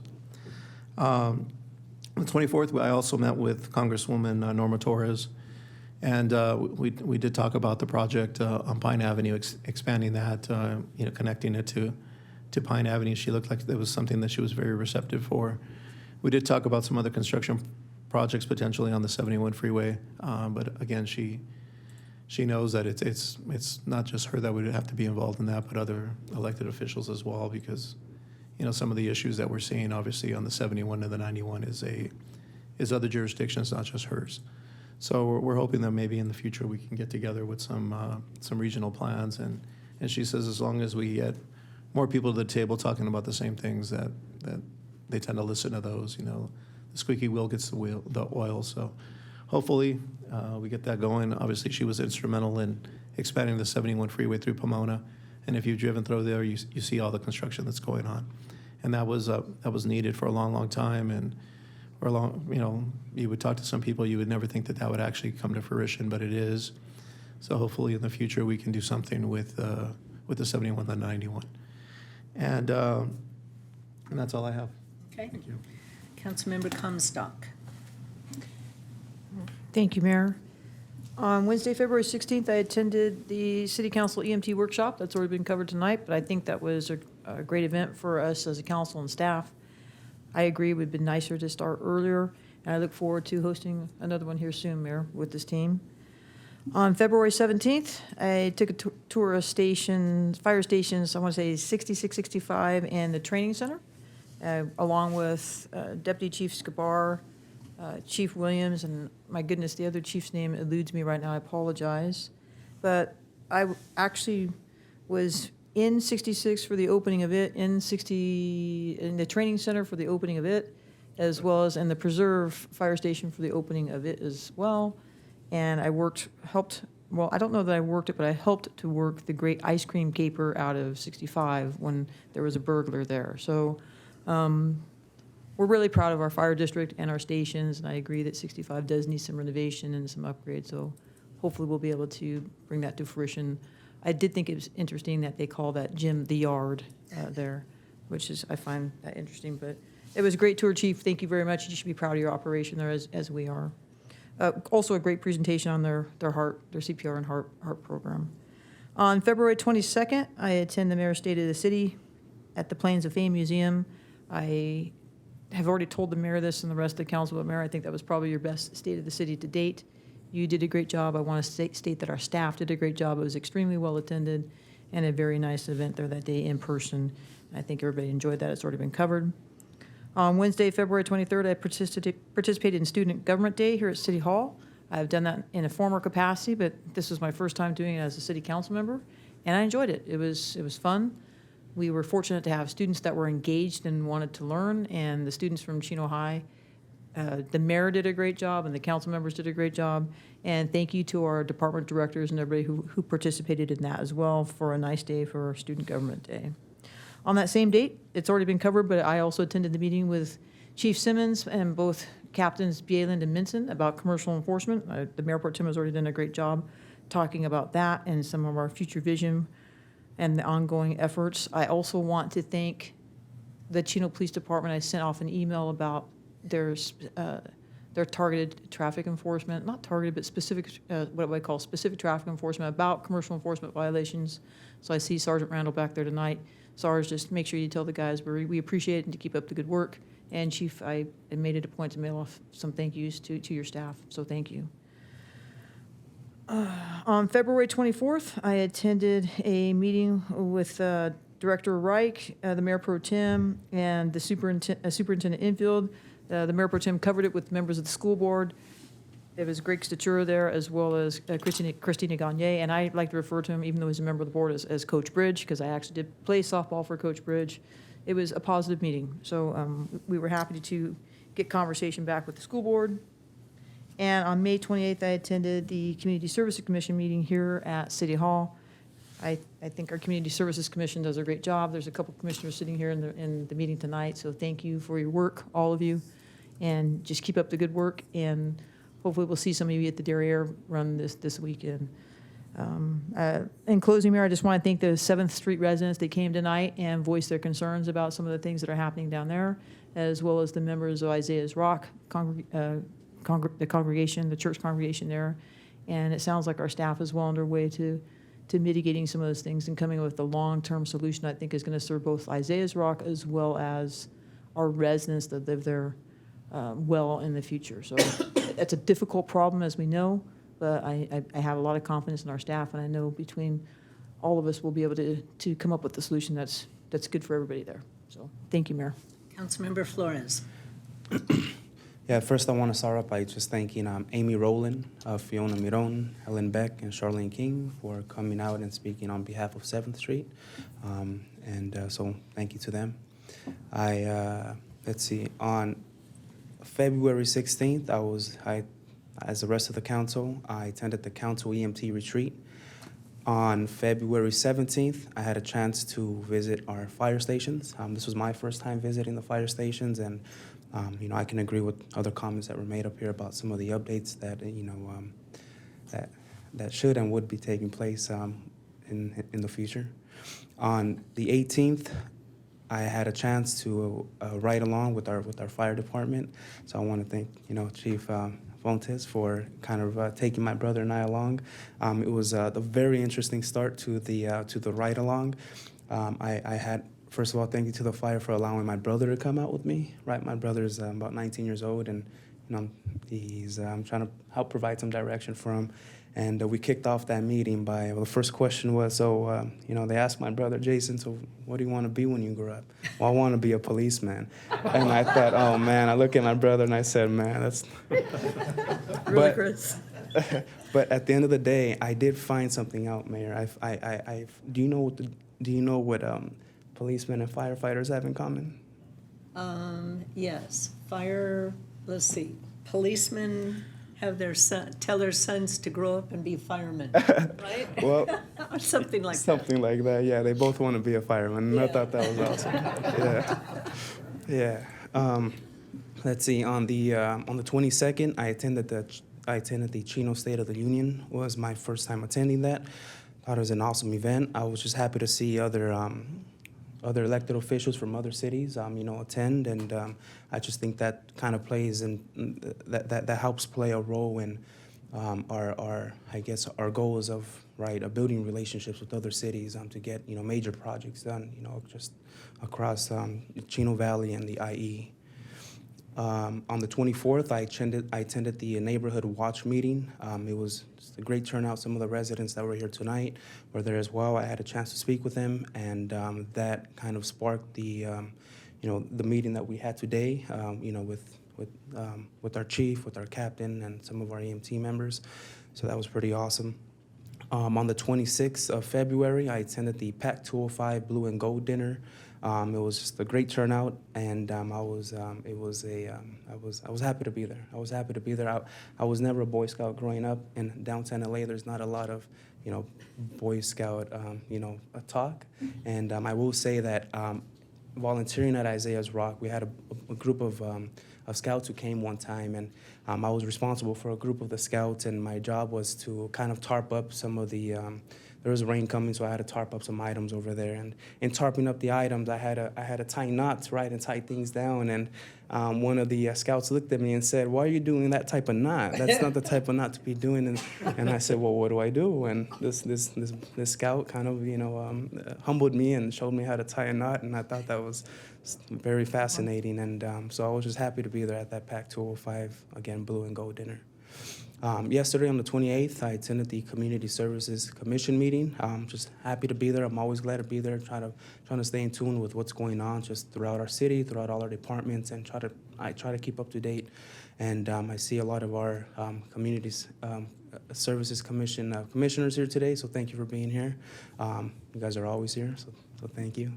And to conclude, this Saturday, March 5th, we have our Chino Youth Museum Derry Air 5K.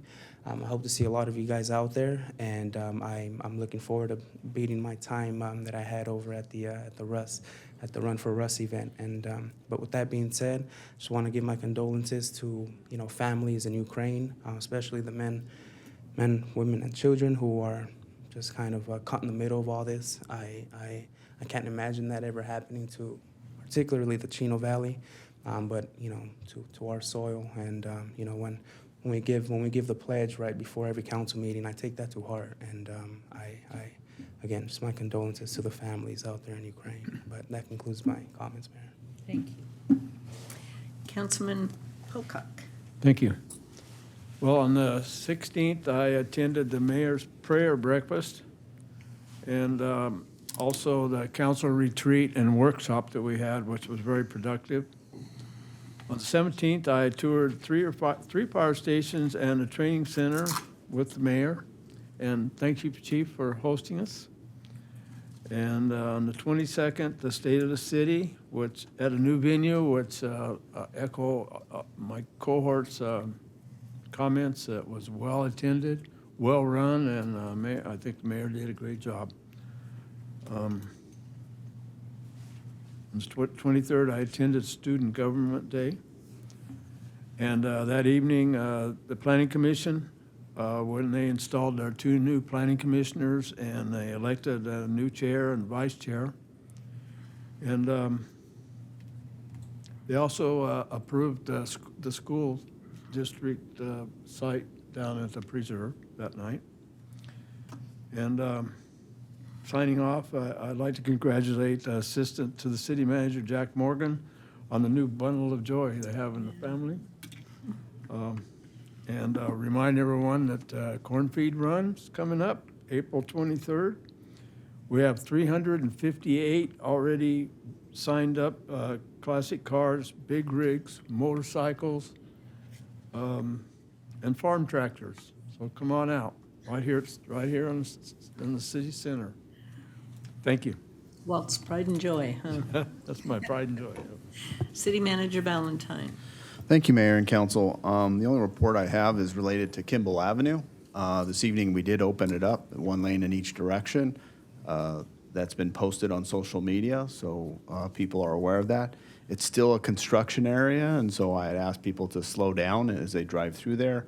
We're still working on the utilities in the area, and eventually, once those are removed and are in place, we'll be able to open up the 2nd lane. We're also still working on conveying. There's a storm drain that conveys across Kimball from the airport to further south. There's a basin there. But overall, I want to thank staff and the contractor who's doing all the paving work, who was a local Chino guy, who was very helpful and instrumental in trying to get this phase of Kimball Avenue open so that particularly the folks down in the preserve have access. So thanks to staff and the contractor for completing that work. That concludes my reports. Thank you. City Attorney Galante. Thank you, Mayor. I just wanted to circle back on the Ayala Park issue. I was able to pull up the settlement agreement just to address any lingering questions that may exist. The settlement is limited to the improvements at Lot 5 of Ruben Ayala Park, and the $15,000 is just a one-time fee if that particular improvement isn't completed.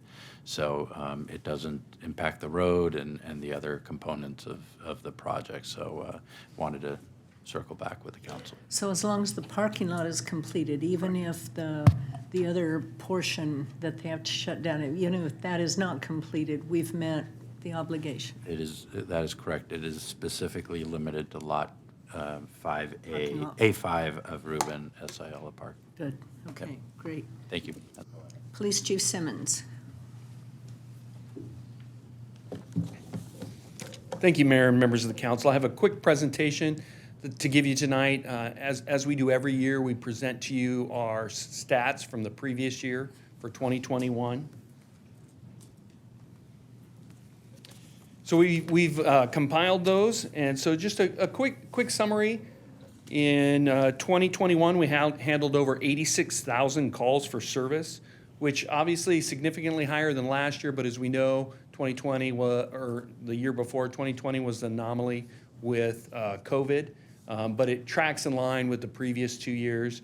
And same with reports, significantly higher than the year before, but kind of tracks in line. As we continue to grow too, we of course will continue to have more crime reports.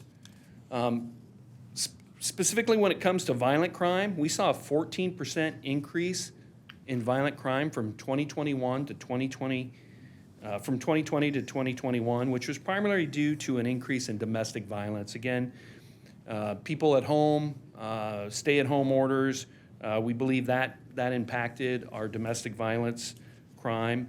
And as you look at this slide here, it kind of breaks down the different aggravated assaults that led to that. 5% was assault on officers, 11% was child or elder abuse, 39% is the domestic violence that we talked about, and 45% is all other types of assaults added in there.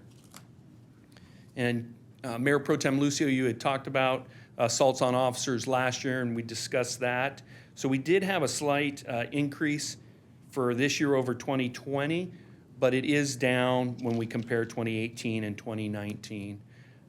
Again, not quite sure why that is. As you look nationwide, we're seeing assaults on officers increase significantly, but here in Chino, we've kept that fairly low.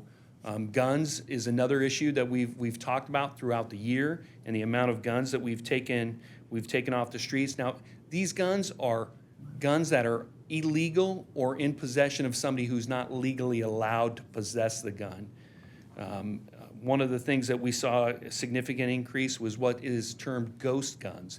And those are unserialized firearms that people buy on the internet, get delivered to their house, and they can make a slight modification to it, and that's then a working gun. State of California allows that, but then requires that person to register that gun with the Department of Justice. They estimate 50,000 ghost guns have been imported into the state of California, and only about 2,200 of those guns have actually been registered. So there's certainly a tool that criminals like to get their hands on. And as you can see, those gun numbers have increased significantly over the past couple of years. Just as a side note, and to bring it home, as I'm wearing my mourning band again this week. That is for Salinas police officer Alvarado, who was killed last week on a traffic stop by a firearm. And in fact, today, this will age some of us here, today marks the 10th anniversary of the AK-47 Bandits robbery of the California Bank and Trust, which actually happened on February 29th. It was leap year, but that was 10 years ago today, and we're certainly pleased that he is in custody. Property crimes, overall, we had an 8% increase in property crimes. As you can see, significantly higher than 2020, but in line with 2019 when it comes to theft. Burglary continued to decline. One of the positive things of stay-at-home orders and people working from home, less residential burglaries because the people are at home. We also had less of the porch pirate type crimes. Again, people are at home, they're able to get those packages off their porch. The increase we saw in theft was specifically related to theft of vehicle parts, and that being catalytic converters. And so that shows you the increase in the past 3 years with catalytic converters. And again, this is because the precious metal in there has gone through the roof, and people are stealing those.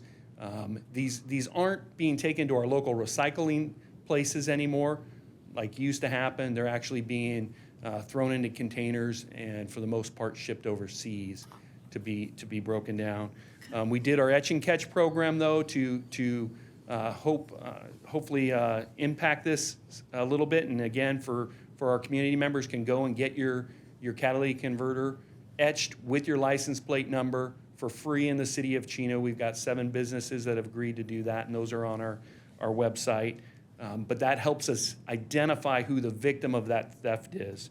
And over the past year, we've made 24 arrests related to these criminals who have been doing these crimes. Some of them with multiple catalytic converters in their possession. And in fact, we just followed up on a criminal today, able to get them in custody, who we had been following for a while. Technology, as you know, we continue to use technology to disrupt crime. In 2021, we recovered 115 vehicles and made 123 arrests with the assistance of our automated license plate readers. With the council's approval, we added 24 ALPR cameras last year for a total of 86 cameras citywide. In addition, we've partnered with city engineering and currently have 49 intersection cameras citywide, and that we use to not only monitor traffic, but to disrupt crime. This is all done through our real-time crime center, which you see there in that top picture. The bottom right picture is our park and ride, and as I've shared before, we've had incredible success with that, where criminals have come in to our park and ride. We have them on camera. We're immediately able to get officers there. We chased one group into San Dimas, where they went to another park and ride, and we were able to get them in custody with the help of the LA County Sheriff's Department and Ontario's helicopter. Arrests, as crime has gone up, so have our arrests. And you can see there we've had a significant increase, 13% increase, or excuse me, a 26% increase in adult arrests, from 2021 to 2020 and a 13% increase from 2019.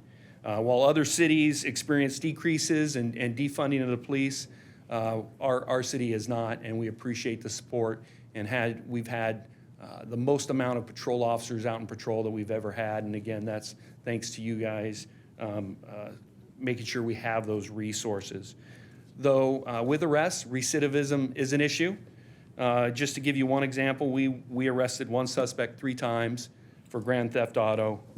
Twice the stolen vehicle had been picked up on our LPR system. So we're doing our part and just trying to make sure that the courts do their part to keep these people in custody. Almost to the end here. Again, I think this slide is important. This gives you the crime picture for the past 35 years. Top slide being violent crime, bottom being property. The blue line is the city of Chino, silver is the state of California, and the orange is the national trend.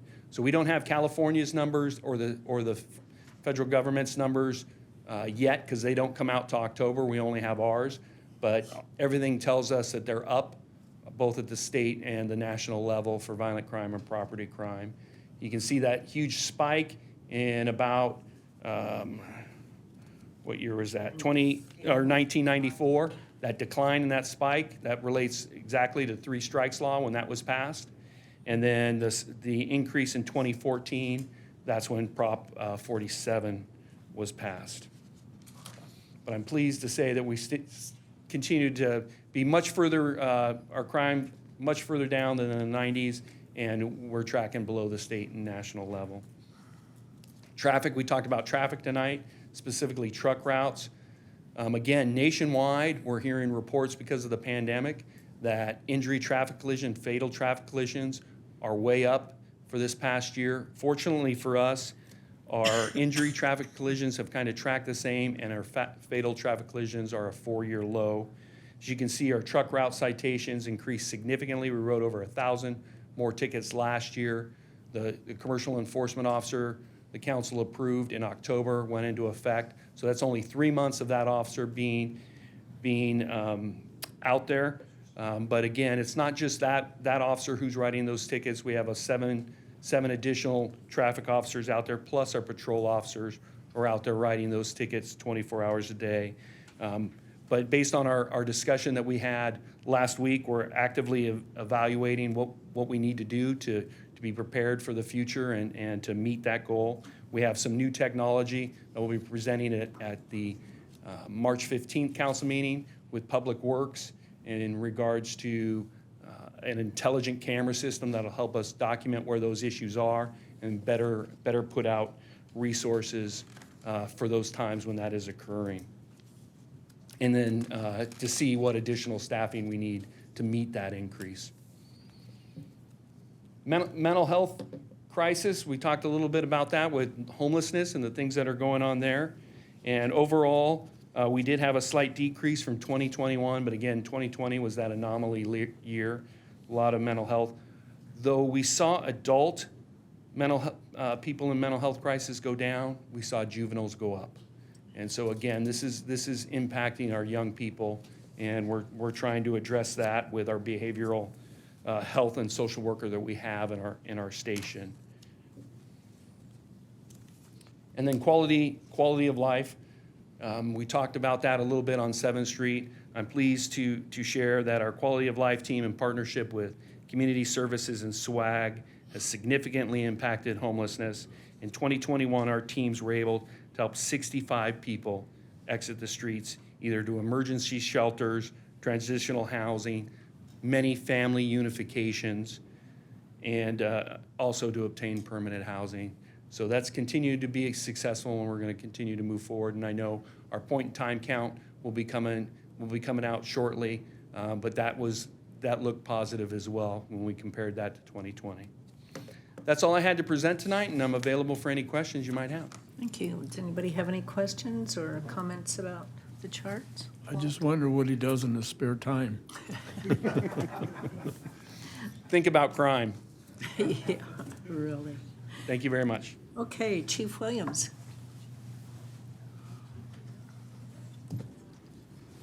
Good evening, Mayor. Oops, sorry about that, Mayor Pro Tem, council, and staff. Under current events for the Chino Valley Fire District, really the ambulance issue continues for the district and for our community. I don't have the numbers for February just yet because we're still just one day into March, but the January numbers were 274 medical incidents transported by your very own Chino Valley Fire District ambulances, and 116 of those patients went to the hospital. And since July 3rd, since we started running ambulances, we're just over 4,600 transports, or I'm sorry, correction, over 4,600 responses with just under 2,000 of those being transported to the hospital. So it's being effective, and we're continuing to serve the community at a high level with our ambulances. I will make mention that as of today, we were requested by the private entity that provides the service to drop down to one ambulance. We're going to keep a close eye. They have committed that they are providing a much higher level of staffing. We're going to keep an eye on that, and we're going to continue to work with the county CEO's office to make sure that we are meeting the obligations and our commitments here locally. And so stay tuned for further council reports to see where that's going. Next, I would like to say that we at the district are going to be approving our final redistricting maps at our next board meeting, so we're looking forward to that and what that will entail. Under recruitment, we'd like to let you know that we have 6 new firefighter paramedics that started this Monday, and we'd like to make a request to bring them by the second council meeting of this month, if that works for the mayor and for the council. Happy to say that our my final interviews for our finance and our HR director positions one took place today, one will take place tomorrow. So I'm looking forward to getting my team fully assembled so we can continue to do the good work that we like to do. And I would just like to extend an invite. You probably have received it already, but the badge pinning for my position will be on March 24th, and I'd be honored to have any and all of you that would like to attend. Okay. That's all I have. Thank you very much. Okay, and with that, we will stand adjourned to our March 15th meeting. Actually, sorry, Mayor, we have a Oh, closed that's right. session What's that was wrong with added. me? We have closed session. Sorry about that. We're going to immediately recess to closed session. And the item to be considered, if I may announce that, Yes. Mayor, is a threat to public services or facilities in consultation with Chino Police Chief Wes Simmons. Thank you, Madam Mayor. Okay, let's go to a closed session.